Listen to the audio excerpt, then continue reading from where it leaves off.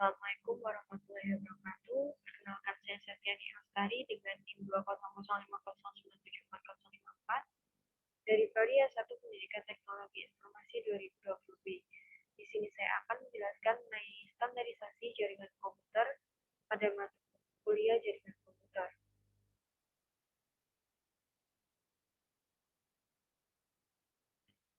Adapun yang akan kita bahas adalah standarisasi jaringan, OSI dan TCP atau IP, TCP dan UDP, dan network protokol.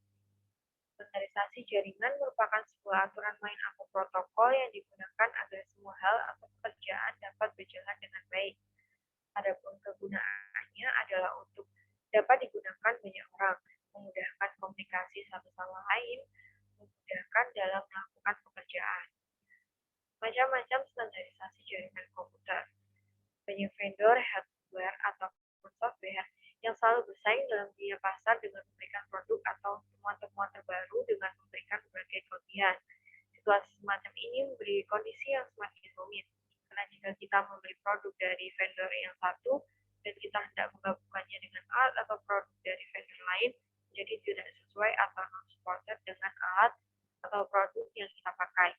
Untuk mengatasi masalah ini, maka dibentuk suatu badan organisasi yang bertugas dalam menstandarskan produk-produk dari semua vendor.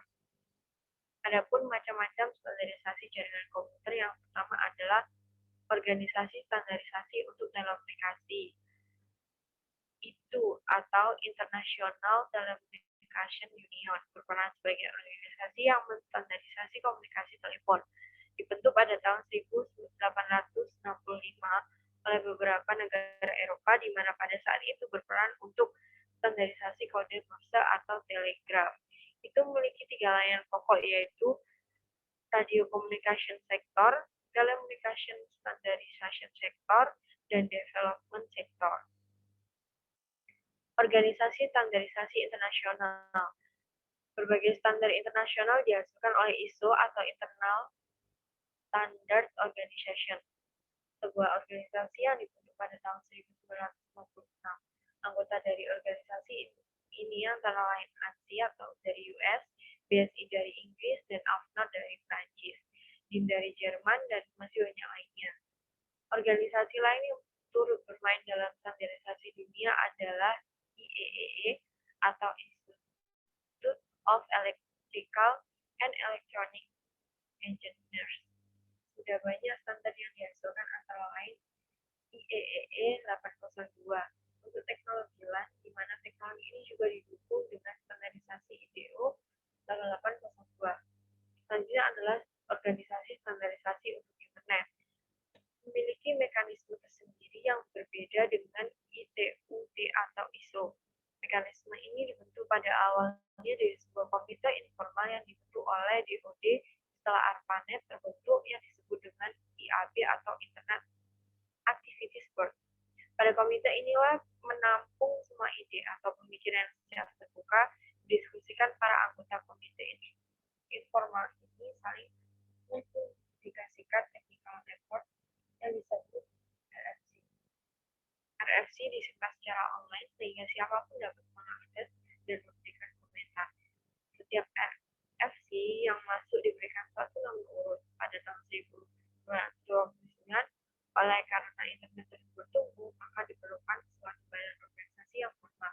Maka IAB direorganisasi kembali menjadi IRDF atau Internet Business Task Force, dan juga dengan IETF atau Internet Engineering Task Force.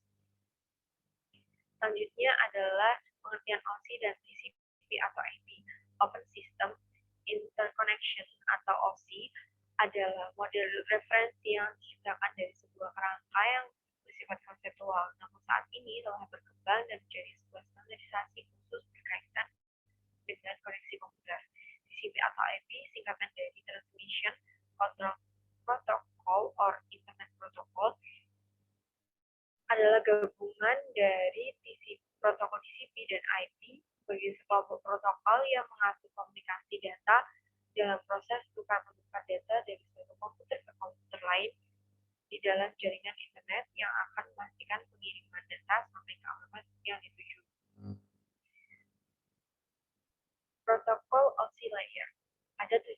model OSI layer yang pertama adalah application layer atau lapisan 7 yang menjadi pusat atau sentra terjadinya suatu interaksi antara pengguna dengan aplikasi yang bekerja menggunakan fungsionalitas sebuah jaringan. Kemudian ada presentation layer atau aplikasi lapisan ke-6 merupakan presentation layer di mana mempunyai fungsi untuk mentranslasikan format data yang akan ditransmisikan oleh aplikasi melalui jaringan ke dalam format yang dapat ditransmisikan oleh sebuah jaringan. Selanjutnya adalah session layer atau lapisan kelima. Di session layer merupakan lapisan yang berfungsi untuk mendefinisikan bagaimana sebuah koneksi dapat dibuat, dikelola, dan dikembangkan. Yang keempat adalah transport layer, di mana di sini merupakan lapisan keempat yang mempunyai fungsi untuk memecah data menjadi paket-paket data serta memberikan nomor urut untuk setiap paketnya, sehingga nantinya dapat disebut kembali saat sampai pada tujuan. Kemudian ada network layer atau lapisan 3. Tugas dari network layer adalah membuat header untuk paket yang berisi informasi IP atau internet protokol. Selanjutnya adalah data link layer atau lapisan 4. Pada data link layer memiliki tugas untuk menemukan setiap data dikelompokkan menjadi format yang disebut dengan frame. Dan yang terakhir adalah physical layer, di mana di sini adalah lapisan pertama.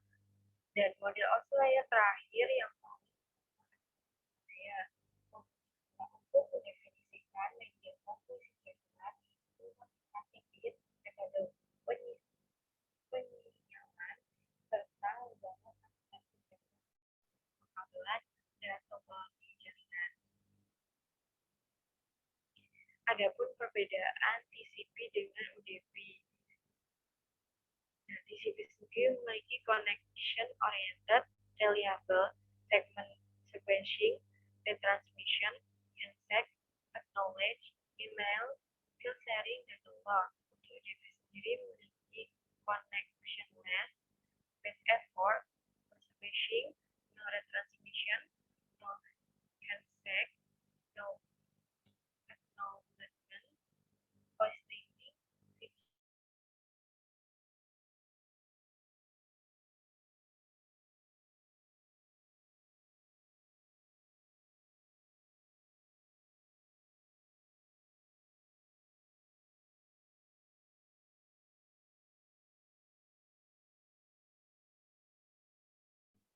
kemudian